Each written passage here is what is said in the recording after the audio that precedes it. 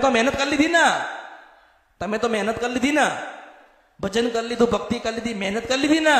હવે વારો આ મેલડી નો અને મારો વારો આવે ને કઈ જાઓ કે ભગવાને જયારે મને ધરતી ઉપર ઉતારી એટલે સૌથી પહેલા હું મહાકાલેશ્વર પાસે ગઈ હતી, જે ઉજ્જૈનમાં બેઠ્યા છે, અને એમને કીધે તું કે કોરા કાગળો પર સોનાની કલમે લખીને આપો કે બોલું ના બને બધું મારા અવતારમાં ખોટ પડે. એટલે ભગવાને મને લખીને આપ્યું અને હું લખીને આપું છું ને. મેં કીધું છે માસ્તર ને કે હું બોલું કે ના બોલું, બેઠી હોય કે ના બેઠી હોય, મારા બોલવામાં નહીં પણ માસ્તર પટેલ મારા લખેલામાં ખોટ ના પડે. પણ ભગવતી કહું છું આ કળિયુગ ની અંદર